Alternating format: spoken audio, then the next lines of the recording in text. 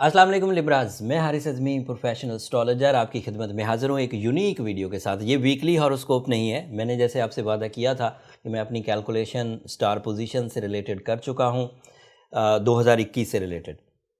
मैंने उसको दो हिस्सों में कन्वर्ट किया है। आज की वीडियो लॉन्ग टर्म प्लैनेट्स से मुतल्लिक है। लॉन्ग टर्म प्लैनेट्स हैं सैटर्न, जुपिटर एंड यूरेनस। अगले हफ्ते इंशाल्लाह आपकी खिदमत में शॉर्ट टर्म प्लैनेट्स की तफसील भी बयान कर दूंगा। शॉर्ट टर्म प्लैनेट्स हैं sun, moon, Mercury and Venus and Mars. So long term planets में कुछ मेजर चेंजेस हैं और ये आपकी ज़ात पर पूरा साल, बल्कि साल से भी कुछ ज़्यादा टाइम असरअंदाज रहेंगी। लॉन्ग टर्म प्लैनेट्स अगर अच्छी पोजीशन पर हों तो लंबे टाइम तक के लिए आपको स्मूथ एंड सिल्की पाथ मिलते हैं।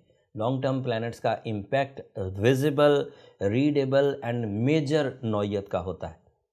इसका असर आपकी ज़िंदगी के कई शोबों पर होगा, लेकिन जो एक सर्टन एंगल है जिसमें 19 तारीख को जुपिटर दाखिल होगा, that is your fifth house, और 18 तारीख को उसमें सैटर्न इंटर हो जाएगा, वो भी 5वें ही घर में होगा। एक यूरेनस नाम का लॉन्ग टर्म प्लैनेट है, वो आपके यहाँ 8th हाउस में है और वो 2026 तक उधर ही रहेगा, 2026 तक। जब जुपिटर 5th हाउस में इंटर होता है, पहले मैं इसकी तफसील बयान करूँ। हर ही साल ये एक नए एंगल पर जाता है। जिस एंगल पर ये जाए उस एंगल की सर्टन बेनिफिट्स आपको ज़्यादा मिलने लग जाएंगे। जैसे 5th हाउस में डील मेकिंग, सक्सेसफुल या प्रॉफिटेबल कारोबार, educational achievements, mind skills, maturity level and उसके अलावा आपका प्लेजेंट रोमांटिक साइड, ये बहुत उम्दा हो जाते हैं जब भी जुपिटर 5वें घर में आए। एक मोहतात अंदाजे के मुताबिक जुपिटर 5th हाउस में औलाद के जो चांसेस हैं उसको भी बढ़ा देता है, बट ये एक अंदाज़ा है। दूसरी खबर जो मैं देना चाह रहा हूँ वो सैटर्न से रिलेटेड है। सैटर्न अगर 5th हाउस में हो तो वो भी वहाँ पर प्रोडक्टिव होता है। आपके लिए वो इसलिए बहुत प्रोडक्टिव है कि वो 27.5 साल के बाद ही आपके 5वें घर में आया है। जो लिब्राज 1990 में पैदा हुए वो इसे पहली दफ़ा देखेंगे, first time ever in their lifes. कभी उन्होंने 5वें घर में सैटर्न को आज से पहले एंजॉय ही नहीं किया, इसलिए उनको कोई तजर्बा नहीं कि जब ये सीज़न शुरू होगा तो उन्हें किस तरह के कितने बड़े और कितने आसान एडवांटेजेस मिलेंगे। 5th हाउस में सैटर्न की पोजीशन 2.5 साल 3 साल रहेगी, बीच में कुछ देर रेट्रोग्रेड रहता है तो पीछे को आ जाता है, तकरीबन 3 साल रहती है। 19 दिसंबर 2020 से लेकर 7 मार्च 2023 तक अब ये आपके 5th हाउस में ही रहेगा। तो आप अंदाज़ा लगाइए कि इतना लंबा दिन सैटर्न का आपकी ज़िंदगी में तलू होने लगा है।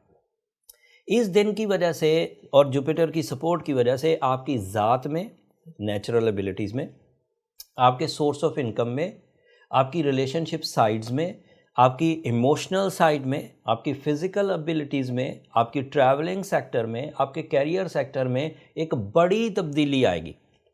ये जर्नल नहीं होगी कि कुछ दिन रहेगी और फिर ख़त्म हो जाएगी। आप अभी समझ भी नहीं पाए होंगे कि क्या हो रहा है और ख़त्म हो जाएगी, ऐसा नहीं होने लगा।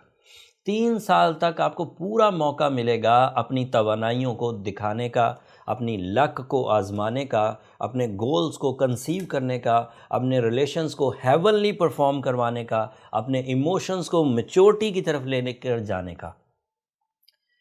जिस हाउस में सैटर्न और जुपिटर इस दफ़ा इकट्ठे हुए हैं, आज से 200 साल पहले ये इकट्ठे हुए थे और 200 साल के बाद अब इकट्ठे होने लगे। मैंने जब से एस्ट्रोलॉजी शुरू की है, मिलेनियम ईयर में मैंने एस्ट्रोलॉजी शुरू की थी 2000 सन में, उस पूरे दौर में मैंने आज तक अपनी आंखों से सैटर्न को एक्वेरियस हाउस में नहीं देखा। पढ़ा है किताबों में, मुझसे पहले जो एस्ट्रोलॉजर्स थे उन्होंने इसके बारे में तहकीक की, लेकिन सैटर्न और जुपिटर जब मैंने शुरू में एस्ट्रोलॉजी की थी उस वक्त एक दफ़ा इकट्ठा हुआ था। सैटर्न और जुपिटर हर 20 साल बाद इकट्ठे होते हैं, लेकिन एक्वेरियस हाउस में 200 साल के बाद इकट्ठे होंगे। इसका आपकी ज़ात पर इम्पैक्ट बहुत गहरा होगा। इस इम्पैक्ट को एन्जॉय करने के लिए आपके पास इसके मुतल्लिक जितनी ज़्यादा इन्फॉर्मेशन हो, आप टाइम को उतना ही अच्छा कैश कर सकेंगे। यूरेनस आपके 8वें घर में है। यूरेनस का वो एक लॉन्ग टर्म प्लैनेट है और वो स्टार ऑफ अपॉर्चुनिटीज़ कहलाता है। उसका इम्पैक्ट इसलिए मैं ज़्यादा डिस्कस नहीं कर रहा कि वो एक स्लो प्लैनेट है, असर बहुत आराम आराम से करेगा। 8th हाउस में वो बहरहाल आपके लिए बहुत पॉजिटिव नहीं है, लेकिन वो अक्सर ही रेट्रोग्रेड रहता है।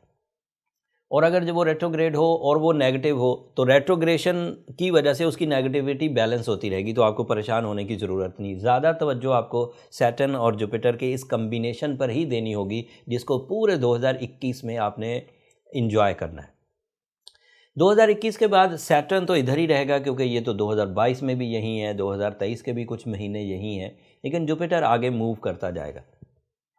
उस 2023 तक के गोल्डन टाइम में सबसे ताकतवर साल ये 2021 होगा। तमाम लिब्राज जो पिछले 2.5 साल में अपने आप को इस्टेब्लिश नहीं कर सके और उनकी शिकायतें, उनकी नाकामियाँ, उनकी फ़िज़िकल एबिलिटीज़ डिक्रीज़ होती रही है, नाकामियाँ बढ़ती रही हैं और फिज़िकल एबिलिटीज़ डिक्रीज़ होती रही हैं, अब उनके लिए फसले बहार शुरू होने लगी है। इस फसले बहार के बाद भी अगर कोई लिब्रास कंप्लेनिंग है, अनसक्सेसफुल है, रिस्पेक्टलेस है, अथॉरिटी लेस है, तो इसका मतलब ये हुआ कि ख़राबी फिर उसकी ज़ात में है। ये सेम उसी तरह है जैसे बीइंग एस्ट्रोलॉजर मैं ये डिक्लेयर कर दूं कि दिन हो गया है, लेकिन किसी एक आदमी की ज़िंदगी में रात रहे। वो जो उस एक आदमी की ज़िंदगी में प्रॉब्लम है, ये उसके इंडिविजुअल इश्यूज़ हैं।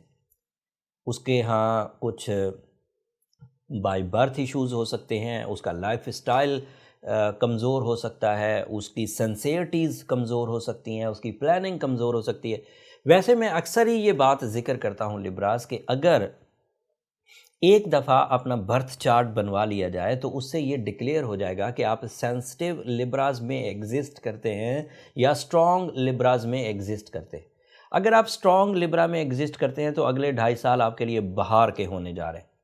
रिलेशनशिप्स में से लेकर, मतलब इमोशनल या नॉन मटेरियल अचीवमेंट से लेकर मटेरियल साइड, हर जगह आपकी पजीराई होगी।